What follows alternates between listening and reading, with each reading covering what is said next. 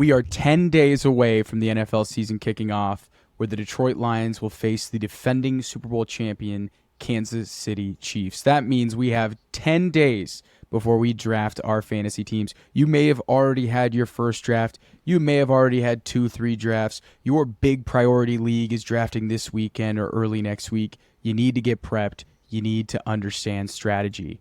I am Sean Moran. Joining me today is Aidan Haller. We are 2/3 of the regression to the mean team, and we are mock drafting here from the 101 and the 105. We're going to give you picks, draft strategy, and different angles that you can take at these respective positions. If you haven't subscribed yet to our channel, go ahead. You know what to do. Hit the subscribe button. We're going to be dropping tons of content throughout the season. We're going to be dropping waiver wire content, weekly recaps, and weekly start-sit matchup previews. We've got you handled for all things redraft season. Before diving in, Aidan, do you have anything to say for the viewers at home? Lock in, like you said, 10 days away from the NFL season. This is likely the final big weekend for you in all your redraft leagues. If you're lucky enough, hopefully you're at a destination draft, shooting the shit with your buddies. So get ready. Football season is here, and you want to be sharp. You do not want to be the guy getting laughed at your drafts. That just gave me the chills, Aidan. So with that kind of That's vibes, with that's what it's all about. So with that, we will get the draft started here. I am drafting from the 101. I think this is a very obvious pick. Justin Jefferson is probably just an absolute slam dunk at the 101, considering age, previous production, offensive environment, dome environment. Everything is setting up for Justin Jefferson to be a top 3, top 4 wide receiver at the position. He's probably the safest pick in all of fantasy football. I say that, and his entire season probably will go to hell because the 101 has been kind of a cursed spot for the past couple seasons with CMC, Jonathan Taylor. I think Justin Jefferson turns around the 101 curse, and he pays dividends at ADP. Easy click here. But just to keep in mind, I am going to go wide receiver here, and I want to go running back in the first 2 rounds. So this is going to kind of change how I approach this draft.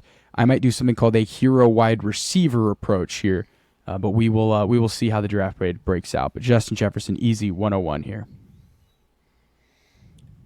Another thing worth noting, too, with JJ, actually, is there's been a ton of rumors today that there's a good chance a deal gets done before the season. We love that. Long-term deal with him, which I think only adds to his value, happy with his contract, happy with his team. The dude's going to continue to eat. So, yeah, JJ is a slam dunk for me 10 out of 10 times at the 1 slot.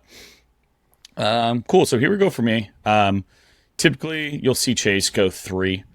Then you're kind of just waiting to see who gets here to 5 between Eckler and Hill for me. I like Kupp as well there. I've done Kupp once, I think, at the 6 slot in one of our previous drafts, so I'm not going to go that route again. I'm personally not a Kelsey drafter. I actually don't think I've owned him in redraft before.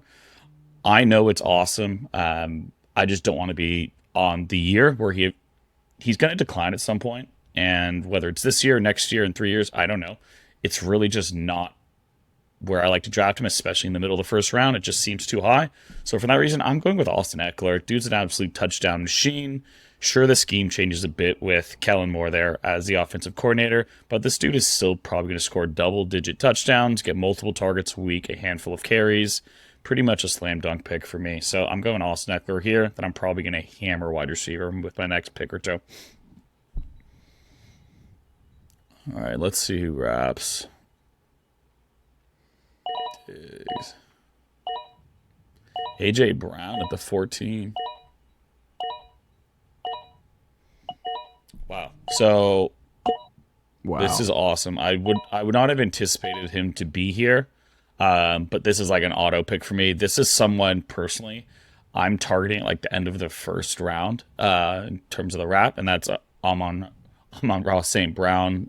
We are a huge fan of the Sun God here. So for that reason, I think he has top 5 wide receiver potential this year, given his lack of target competition. He's in a dome. Jared Goff already has plenty of chemistry with him. So this is kind of a no-brainer for me. The only other guy that I would probably consider would be Tony Pollard, who, if you watch the episode of My Favorite Picks, is my round 2 guy. Absolutely love Tony Pollard, but I don't think I need him given I have Eckler. wide receiver position is so deep that I'd rather get some of these top guys here and then maybe just get a running back later on to match with Eckler. So I've kind of got my hero, and now I'm going to ARSB. Okay. JT and CMC. That looks like your dynasty team. Yeah.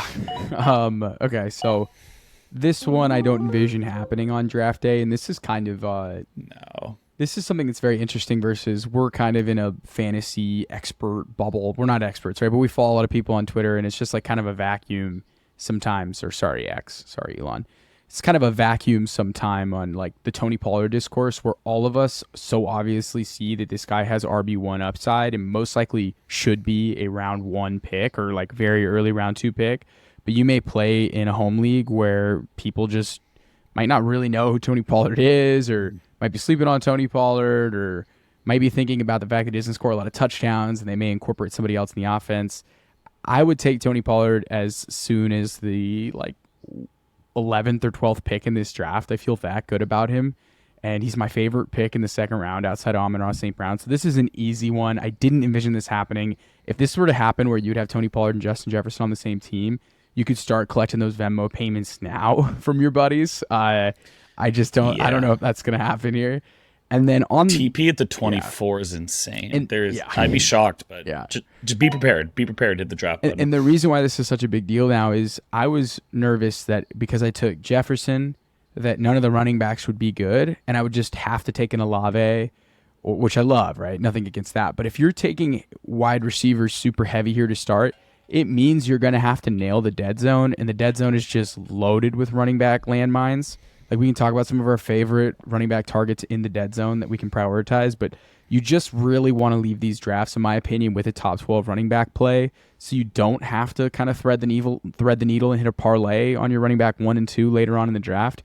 Now, because wide receivers have bumped up so much and have pushed running backs down, there is good value later on. So the dead zone isn't as frightening as maybe years past, but I feel really good about where this team is.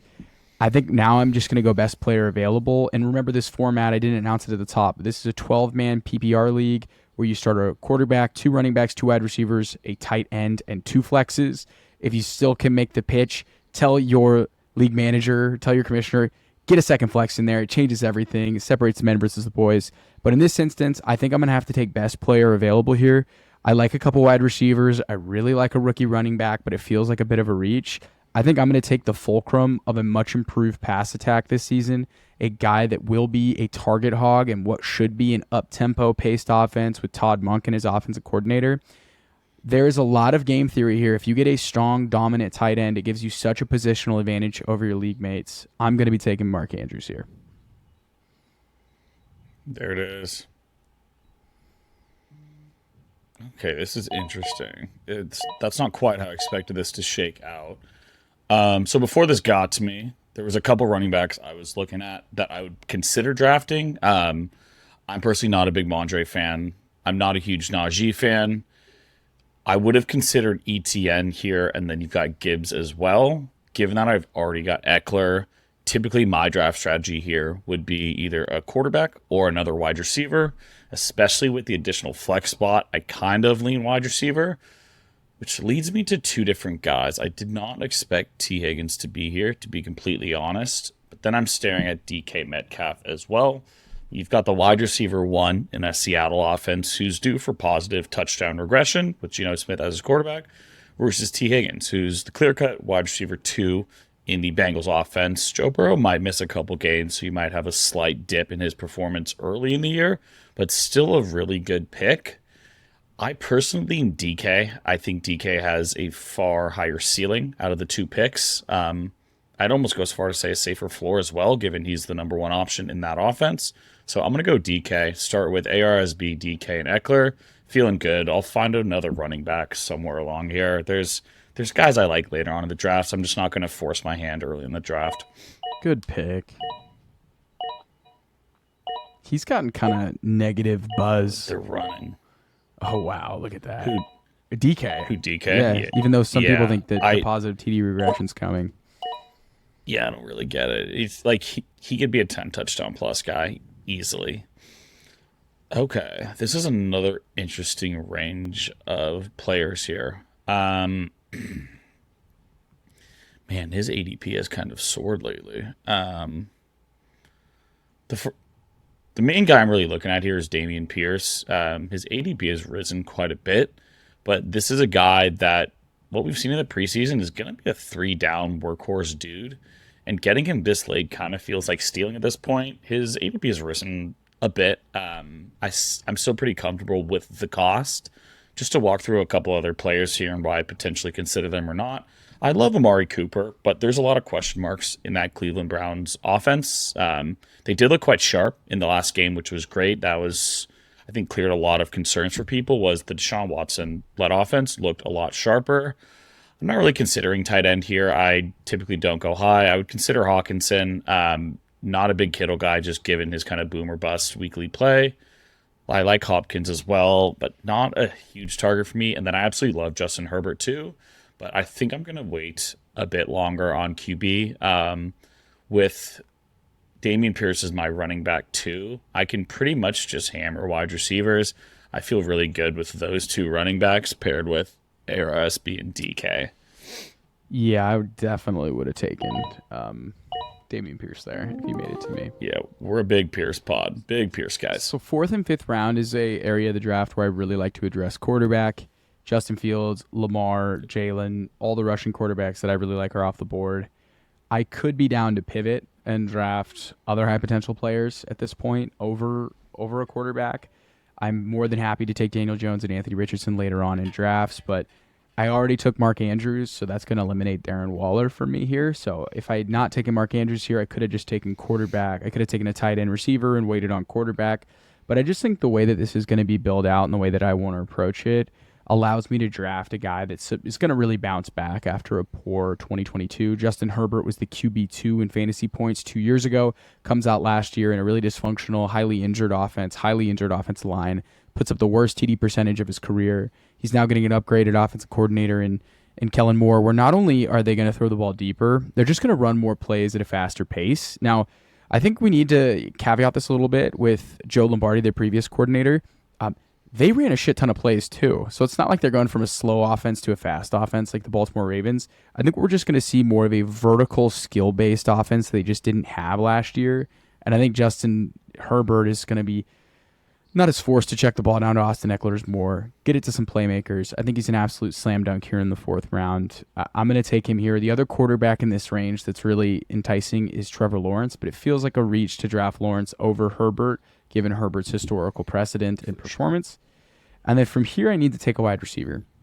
And the wide receivers here are a bit, it's like the question mark range, honestly. This is like a mystery box. I have DeAndre Hopkins here. I don't really want to take a lot of shares of this Titans offense, considering they have the worst line in the they have the worst offensive line in football. I love DJ Moore here. Big fan of DJ, but a lot of questions about this passing game. So you have to understand ceiling and floor here. He could have a ton of inaccurate targets come his way in a low volume offense, and it could just be a lot of the same of what we've been dealing with DJ Moore. I personally lean more bullish, but he's definitely high risk, high reward.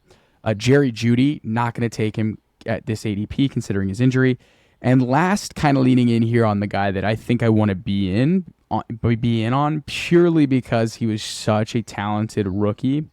And I think I'm going to lean here on year two breakouts in particular. And I'm choosing really between two wide receivers and run first offenses. And I think I'm just going to go for the upside that I believe that Drake London has over DJ Moore. Very similar profiles, very similar concerns. One's just a year two cyborg and the other's just a year five speedster. I don't think each one is really that big of a difference. But I'm just going to go with the year two breakout, which has just been so consistent at wide receiver over the years. So I'm taking Drake London here. Wow. I was probably going to take Drake London there. Wow, what a run on. Dude, this team I built is like the Monstars. Oh my goodness. If this actually happens in your draft, literally collect the Venmos. And then all of those wide receivers just went. That was super unfortunate. All four that I called out are gone. This is an ugly group that I'm looking at here. Man, I think this helped make my decision, though. I like Terry. I'm not in love with Terry, especially the injury. I know it's just a toe injury, but sometimes those injuries can linger. And I'm not exactly sure how good Washington will be. I'm a big Sam Howell fan, but I'm going to wait on that. Miles Sanders, I'm not really looking at running back at all at this point, given I've already got two in my first 4 rounds. Darren Waller is definitely a guy I would consider here, but Trevor Lawrence is kind of staring me in the face here. As Sean mentioned, we're pretty big on taking QBs in like the 4th to 6th rounds. I think once you shore up a couple of your flex plays, it makes sense to finally go get your QB. I don't like doing it much earlier. You can do it later too, but at that point, you're probably taking two quarterbacks. Trevor Lawrence, I feel pretty good about that. I can come back. There was a couple wide receivers I was considering reaching on, maybe Christian Watson, Chris Godwin, even Brandon Ayuk. But I think in terms of ADP value and what positions I still need to address, Lawrence probably makes the most amount of sense here for my squad. I thought you were going Waller. I really considered it. It was a tough pool of. It was just like a ton of tight ends, Trevor, and like running backs I don't like just staring at me. This worked out super well. Okay, nice. Your guy. Love that. Your guy. Love that. I love Brandon Ayuk this year. I've pretty much been saying all summer. I think he's going to outscore Debo Samuel, and you're getting him pretty much 3 rounds cheaper. Brandon Ayuk is a guy that I love. I think in terms of just a pure like wide receiver, he is a much better wide receiver than Debo Samuel. Obviously, Debo brings so much more to the game in terms of his rushing ability, some of those like really quick pop passes. But I love Brandon Ayuk in the 6th round, the middle here, as my wide receiver 3. I'm stoked. He could easily creep into the wide receiver 2 range in terms of fantasy. So for that reason, Brandon Ayuk here, I'd be fired up with. Great pick. Okay, so your receivers are St. Brown, DK, Ayuk. Yeah, you're building out a pretty good team here. So I need to address wide receiver, and I need to address running back here. So I'm a little bit torn at wide receiver. There are 4 guys here that I'm really intrigued with. I have Mike Williams for the handcuff with Justin Herbert, which would be spectacular. I've got George Pickens, year 2 breakout. Very, very polarizing prospect and player considering his year 1. I think I'm starting to lean towards the good vibes because the good vibes have been almost like nonstop about this kid since the minute he stepped on a practice field for the Steelers. Yep. And then his teammate Deontay Johnson, who I absolutely love. So it'd be kind of hard to take Pickens over Deontay because I think Deontay's going to score more fantasy points. So that's kind of a tough challenge. And on sleeper ADP, the fact that Deontay goes past George Pickens is, again, Pickens has got all the hype. Doesn't make a ton of sense to me. Deontay Johnson's seen 140 targets 3 years in a row, and Pickett looks really good. And the guy's just, I think Deontay's in for a big season. And then Jackson Smith-Njigba. Word came out that Njigba is not going to start the year on the pup. So he is definitely somebody worth considering. If I was taking 2 wide receivers here at this turn, I would take Njigba as my second wide receiver. However, I think I'm going to need to shore up running back here in the 8th round.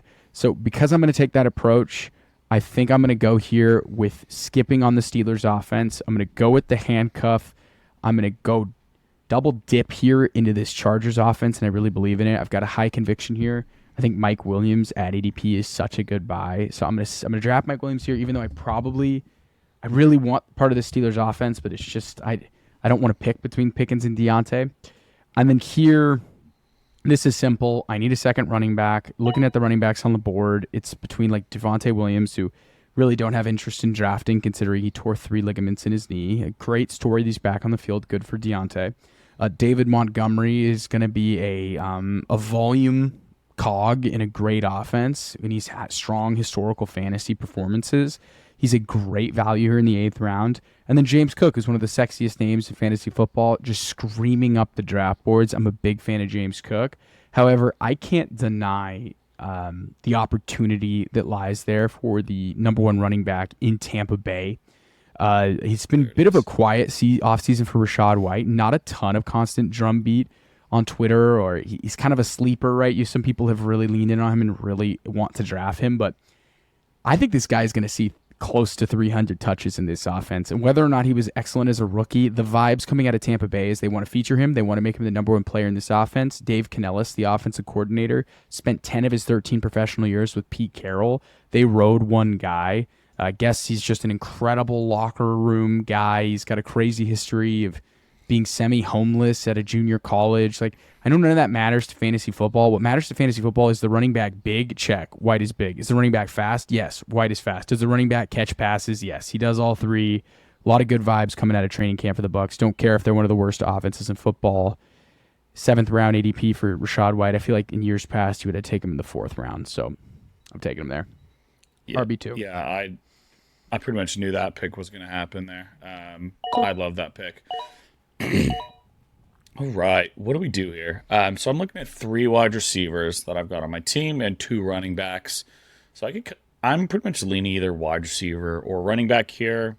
Sure, you got Evan Ingram there. You got a couple of tight ends, Pat Freiermuth. I'm really not that high on them. So there's a couple guys that I would consider here.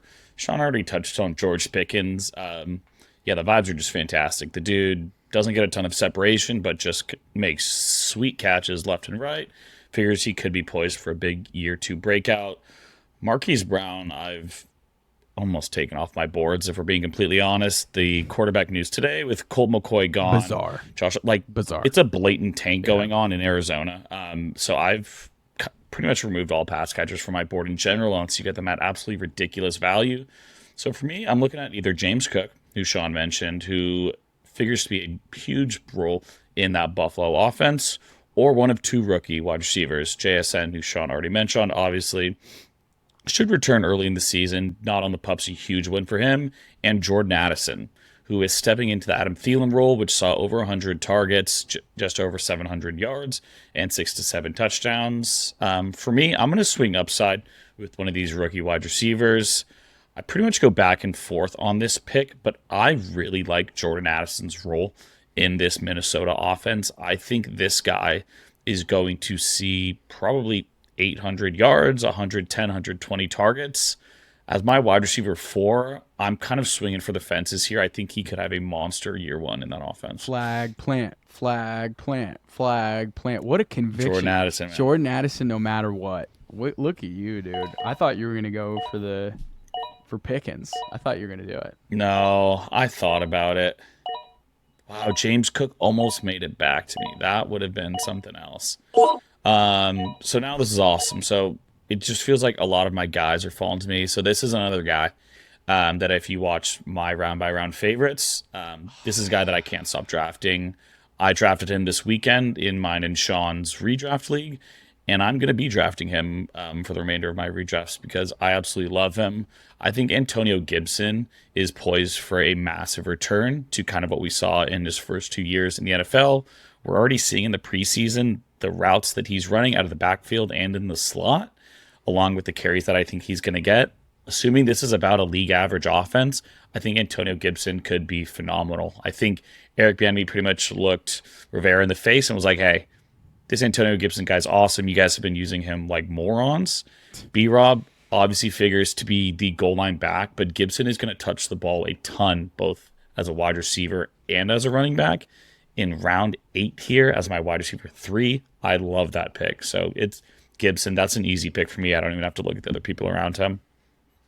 Oh, that was tough. I thought Gibson would come back to me. I love him. That's a great pick. Yeah, Gibson is somebody that has really not been bad. Every time he's been on the field, he's been good. He's been efficient. His rookie season was electric. He got overdrafted in year 2. They took him when he was like a early second round, first round pick. Like he got steamed. Ron Rivera was calling him the next CMC. So I think people are just, and then last year he's playing special team snaps, right? So I think what's crazy is like he's basically 50-50 split right now with Brian Robinson. I think Brian Robinson's going to score touchdowns, but it's not like Antonio Gibson's built like J.D. McKissick. This dude is like truly like built like a workhorse running back. He's now been playing running back for 4 or 5 years.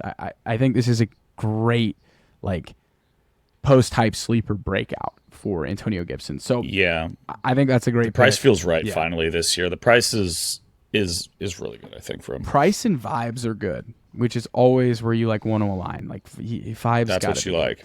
So okay, I'm going to need to address wide receiver here. I've got 3. I'm going to need to start 4, and we also I'm going to need to start 4 wide receivers here because we have the double flex. I want to fill up my lineup. A lot of intriguing players here, a lot of wide receiver 2s and good offenses. It's kind of like pick your flavor. I have a bit of stability, in my opinion, in Mike Williams and Justin Jefferson. It allows me to get a little bit riskier with this pick. A guy on the board that I took earlier this weekend in a redraft league because I drafted Christian Watson was Brandon Cooks because I thought he offered stability in a safe role to kind of counterbalance, the really high varianceness of Christian Watson, right? We don't really know if he's going to be elite week in and week out. So I felt compelled to take Brandon Cooks. I don't really feel like I have that hole on my roster right now. So I get to just take somebody that I think has a high ceiling. In this instance, I'm going to take Zay Flowers here. I Big knew big it. I fan of knew Zay it. Flowers. I was thinking about Gabe Davis long and hard here. I think Gabe Davis fits that criteria of a post type sleeper, Yep. somebody that you should be targeting. At this point now, my lineup's full. I don't have to draft that way, right? Just because your lineup isn't full doesn't mean you need to take a tight end when better receivers and running backs are out there. But I feel pretty good about this lineup and how it's shaking out. At this point, probably need to take a wide receiver or a running back here. It's like, who do I prefer? Do I take a Brandon Cooks? Do I take a Gabe Davis, a Traylon Burks? I think here I want to go for a running back. I want to go for a running back in a good scheme. I feel really good about the vibes coming out about the basically newly crowned RB1 in Chicago and Khalil Herbert. This one may bite me. Gabe Davis, I might look up, is dropping 30 bombs weekly as the wide receiver 2, finally healthy. Brandon Cooks could have a great, stable season. But I'm going to go here with Khalil Herbert, who, one, I think is going to have a good role to start off the year. Two, maybe have to competing with Roshan Johnson as a pass catcher in this offense. That's fine. But it seems pretty clear that things are going to concentrate to Herbert and Johnson. And if this Bears rushing attack or this Bears team is just good, he is going to be the lead back in a good rushing offense on a good team. And I think the upside there is that he could be a weekly top 24 play at running back. And the downside is you burned a 9th-round pick on Khalil Herbert. So I'm going to go Khalil Herbert here. I want to make sure I have a good running back room, and I think he fills it out a little nicely. Yep. Yeah, I love that pick for you. Yeah, they were the number one rushing attack last year. They're probably going to lean on it pretty heavily again this year. Obviously, the passing uptick is going to regress positively, but to what degree we'll see. So I love Khalil Herbert there. I drafted him in a pretty similar spot just a couple days ago. Okay, so here we go. I've filled every position on my roster aside from tight end, but at this point I'm waiting. I don't really care for the tight ends that are here in front of me, so I'm going to keep waiting. Probably keep hammering wide receiver. I filled all of my flex spots with 4 wide receivers. I've got Gibson on the bench, and I've got a handful of wide receivers here that are pretty interesting. To Sean's point, there's a couple interesting guys here at the top. You got Brandon Cooks, figures to be the number 2 target there. Gabe Davis, who many think could, finally be that wide receiver 2, the steady wide receiver 2. Not a big fan of Juju. Traylon Burks is interesting to me, but there's 2 guys here that I'm personally favoring, and that would be either Gabe Davis or kind of someone who I think we've completely forgotten about that has gotten quite a nice uptick over the injuries that have happened recently, and that's Cortland Sutton. I think Cortland Sutton has a chance to be a pretty dependable wide receiver, especially with Jared Jeudy out to start the year, and if that's the case, could be an awesome value at ADP going forward. So I think for that reason, I'm actually going to go with Cortland Sutton. We're expecting that offense to be dramatically improved, and he's kind of the clear-cut number 1 there. You're getting him in the middle of the 9th round, so he's my 5th wide receiver. I can kind of afford to take this chance. Maybe he's just the Cortland Sutton we've seen the last year or two, but I'm kind of okay with that risk here. Wow, Cooks and Davis. Wow. JSN Elijah. fell to 10th round. Wow, I should have taken JSN there. That was a goof. Get out. Oh, no, that's Juju. That's okay. Juju. I thought it was Jackson Yeah. and Jig, but I got Juju pilled. Oh. Sorry about that, listeners. I mean, geez Louise. I was like, I thought you were what? fucking with me. I was like, wait. No, I got Juju pilled. I just saw a hyphenated J name. Okay.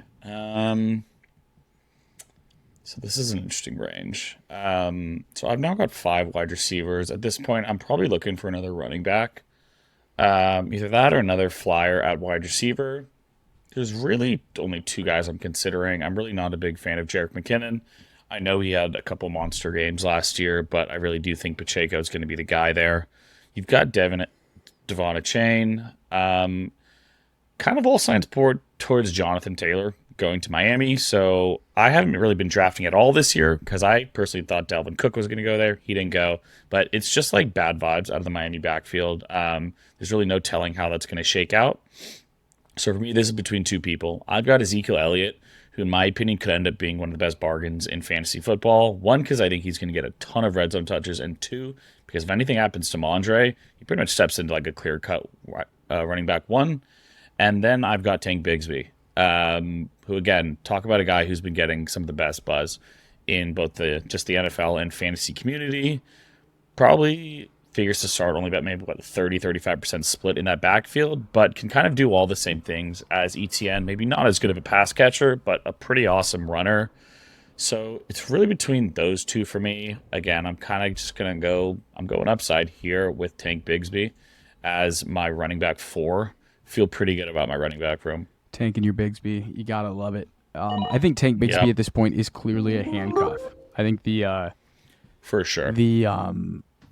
the ETN panic has settled. He's had elite usage in the preseason. He's the running back one. However, He's good. Bigsby might have some flyer upside if he eats in more into the role. And then, if ETN gets injured, Bigsby's going to be absurd. Yeah. He looks so good in the preseason. If you draft ETN, Bigsby should be one of your biggest priorities. Probably you should probably jump ADP on him because you absolutely need him there. Yeah. Okay, so this one's super easy. I want to take another wide receiver here. I feel really good about my wide receiver room, but Sky. yeah, Sky Moore. Sky Moore is such a no-brainer here. He's going to be on the field as either the wide receiver 1 or wide receiver 2 in this offense. He's going to play in the slot role. I saw Juju Smith-Schuster get like 900 yards in 16 healthy games or 15 healthy games. I forgot what it was.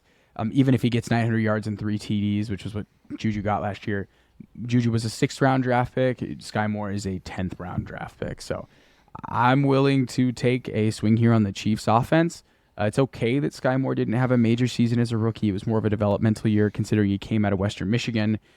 When he gets the ball, he looks good. I think this is just a no-brainer considering where we're at in the draft in terms of his upside. And then here, I don't really need a tight end. I don't think I'm going to be taking 2 quarterbacks. It's just not necessary with Herbert, in my opinion. If I'm playing in a redraft league where I know quarterbacks tend to slide, I like to take 2 quarterbacks. Like, for example, we had a big draft with our buddies from college, and I had kept Mahomes in the 4th round, and I still took Daniel Jones in the 12th because we play with a 17-round draft with a kicker and a defense. So I felt comfortable taking 2 quarterbacks. I got burned with the Dak injury 2 years ago, so I know some people are strongly opinionated on it. On years past, I've been a 1 quarterback only guy, but I'm more open to 2 quarterbacks this year than others. But I just don't think I'm going to do it in a 13th-round mock draft. So there's something to keep in mind here. Considering all of that, I need to address running back. I didn't think I'd be taking a lot of this player considering that he never stays healthy. He's never on the field, but Christian McCaffrey is not guaranteed to play every single game this season. He's a running back, so that obviously is going to lower his ability to stay healthy. And 2, he's had a history of soft tissue injuries and just getting injured in general. He's got tendonitis in his knee. They manage it well, whatever. But when Christian McCaffrey and Elijah Mitchell were playing together last year, Elijah Mitchell got a lot of carries, which was kind of puzzling considering the draft capital the Niners gave up. But if something were to happen to Christian McCaffrey, this is a bit of a lottery ticket. You'd be the starting running back who's ultra good when he gets the ball and one of the best rushing offenses in football. I'm a little skeptical about his ability to stay healthy, but considering I'm taking him in the 11th round as my 4th running back, I'll take Elijah Mitchell here.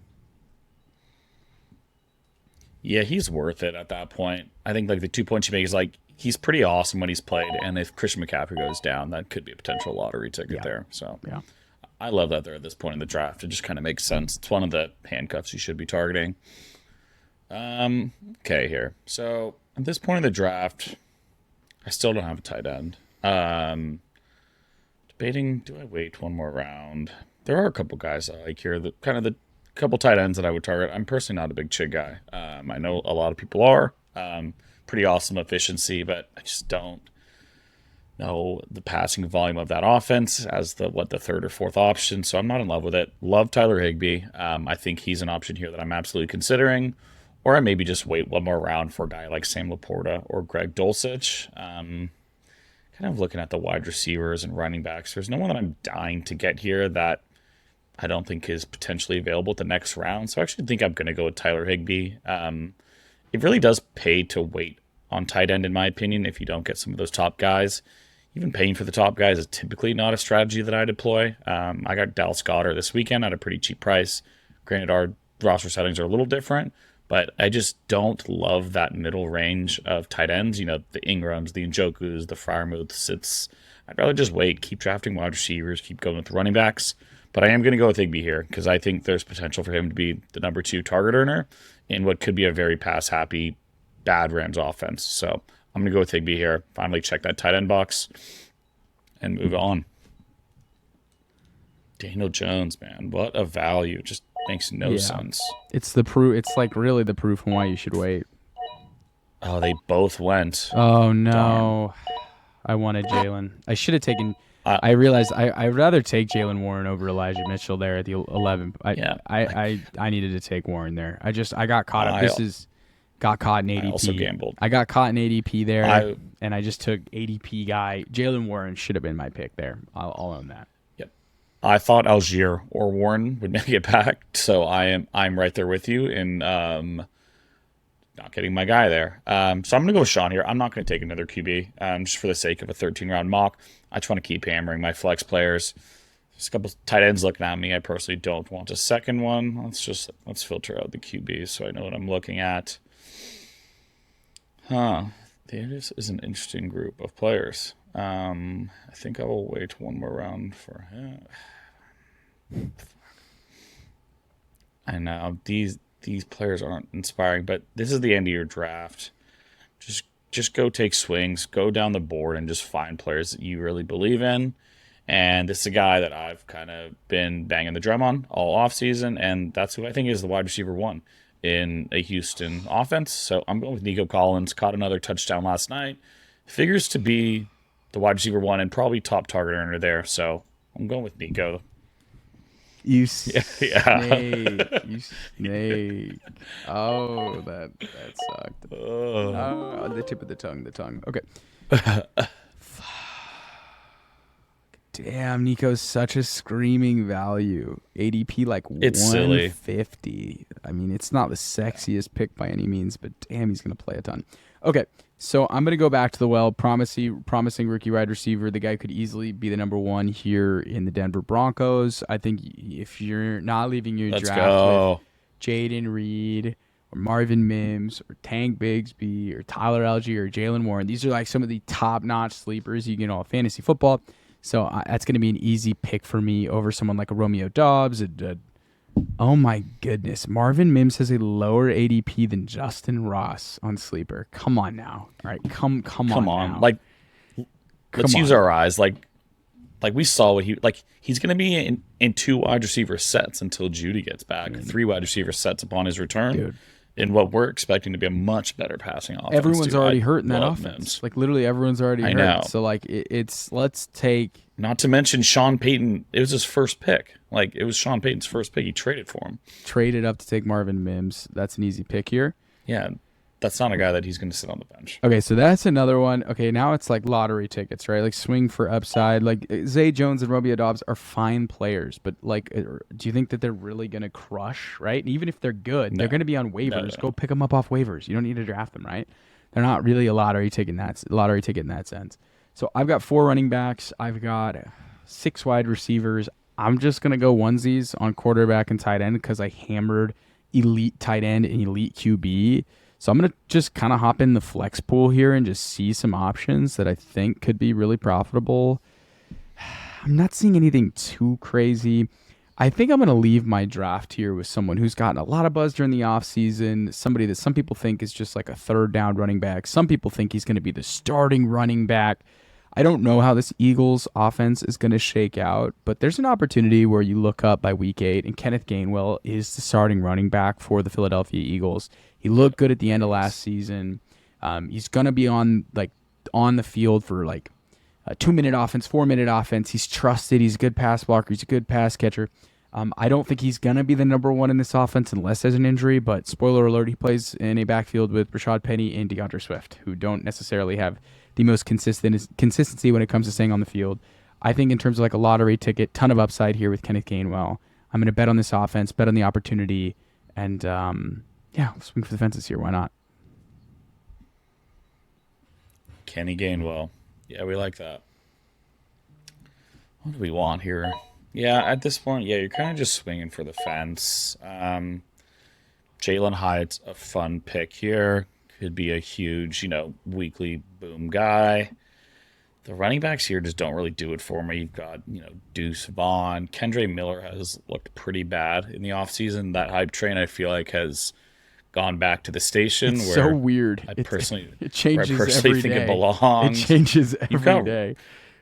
you've got Roshan, who, if Deontay Foreman is actually hurt, could get a ton of looks early, but I don't know. Let's see. Let's keep scrolling. Who's really compelling? Alec Pierce is a potentially fun pick in what could be a kind of low volume passing offense, though. So let's keep moving it along. Tajay Spears is an interesting option. Man, no one is really doing it for me here. Here's a guy that I like, actually. Um, Hunter Renfro, I think, has kind of been completely forgotten about, especially in PPR leagues. Is a year removed from what I think he was like a top 20 fantasy wide receiver 2 years ago, the year all the prior. injuries, he just went crazy. Yeah, so, Jimmy doesn't have the strongest arm. Obviously, Tay's going to be commanding a ton of attention. You've got Jacoby as well. Renfro could be a sneaky play. Even if he's just somebody you play on buys or something in PPR leagues, he's got a pretty safe floor given just the little kind of short routes. So, fuck it. Hunter Renfro is my seventh wide receiver. All right, that is going to wrap up the draft here. If I left drafts with this team, I would be. Might need a new fresh pair of undies. Not gonna lie, I'd be pretty Fired juiced. up. I'd be pretty juiced if this were the case. So I started with Justin Jefferson at the 101. I don't think there's any debate. I don't foresee Tony Pollard making it here to the 2-3 wrap. I do see Jonathan Taylor making it to the 2-3 wraps. That's a question that I was going to have to grapple with, and we're going to have to talk about a potential trade to Miami. That's why you draft as late as possible, please. Hopefully Jonathan Taylor's traded by the time this video comes out.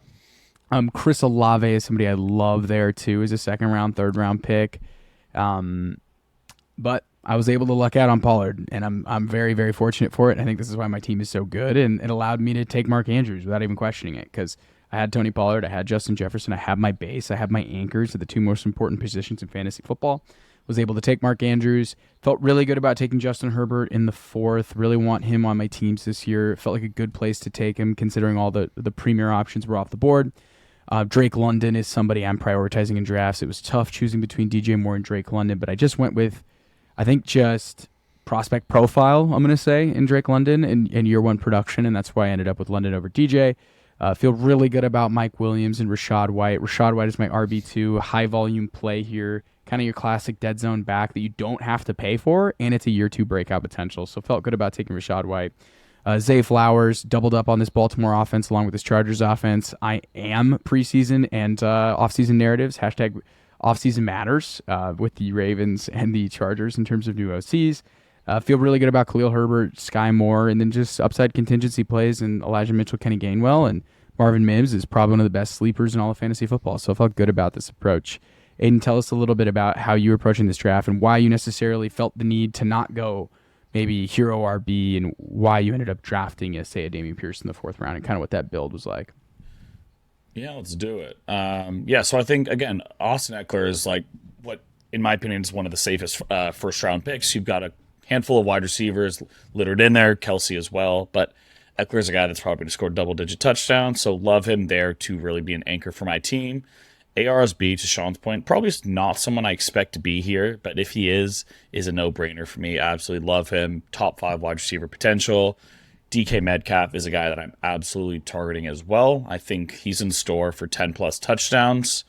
Came back. So again, to Sean's point, I maybe didn't need to go RB here, but we love Dameon Pierce. I could have gone hero RB and maybe gone with some other wide receivers in that range, but I'm looking at the Coopers, Londons, Judy's. Like, I'd feel better about having Dameon Pierce as my wide receiver 2 than potentially grabbing one of those guys as my flex or wide receiver 3. So take Pierce there, feel awesome about my RB room, and then I waited for a while. So I went Trevor Lawrence, what I thought was really good value there to check my QB box. Went back with 2 more wide receivers, Brandon Ayuk, who I see being the top option in that passing offense, Jordan Addison, who I think should shatter what Adam Thielen did last year, top 20 wide receiver potential in that offense.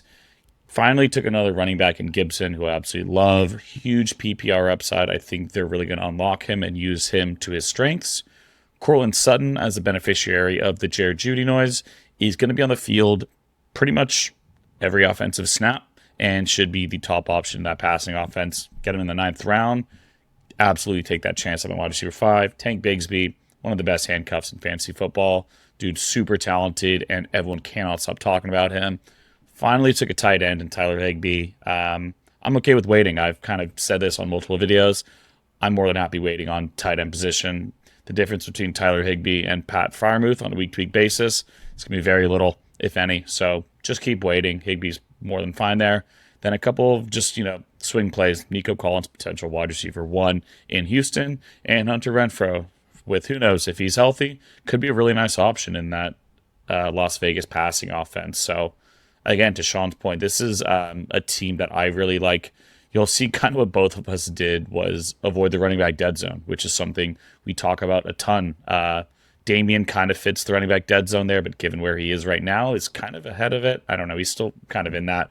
Rashad White kind of wraps up the running back dead zone, but it's not an area we like drafting running backs. It's a lot of question marks. I'd rather take swings at wide receiver, maybe grab your quarterback there. But yeah, 2 really unique teams here. If I had either one, I would be pretty stoked leaving the draft room. Yeah, I feel really good about this team.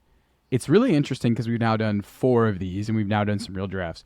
Look at usually when we look at this, like teams 9 through 12 and teams 1 through 4, the early parts of the drafts skew receiver. I feel like the best players are receivers, and Heavy, the end of very the heavily. draft skews more towards running backs. And that's almost like there's an advantage in being in the middle because maybe you might be missing out on some of your sexy elite tier guys on each end of the spectrum. But if you thread the needle right, you can build out a really sound roster construction, which I think of what you did here from the 5. I draft from the 5 in multiple leagues, hence why I have not drafted from the 5 yet for all of you wonderful people that subscribe to our channel and watch us. I am just kind of waiting to see here. I don't want to tip my hand too much, but I'm really happy with your draft, Aidan. I'm taking some notes. And I also think that if I'm in the 101 in a non-sharp league, I am going to crush because this was kind of unfair if this is how it breaks out. I'm drafting 101 this weekend, so I will probably have a handful of your picks on my roster when it's all said and done. So job well done. Thank you, everybody, for tuning in. If you have not subscribed, go ahead. You watched the whole video. You need to subscribe to the video. You need to subscribe to the channel. Come on here. This is what we're doing. Aidan, before we jump, anything you got to say to the viewers at home? 10 days. 10 freaking days until we get real football. Enjoy some college football this weekend, kind of football light for you, and then really settle down for 7 hours of uninterrupted football. It's going to be amazing. Hug your loved ones. Let them know you're okay. Say goodbye. Let them know you'll see them in 5 months. It'll be good. Don't worry about it. But yeah, thank you, everybody, for tuning in. Thank you, Aidan, for joining as always. Until next time.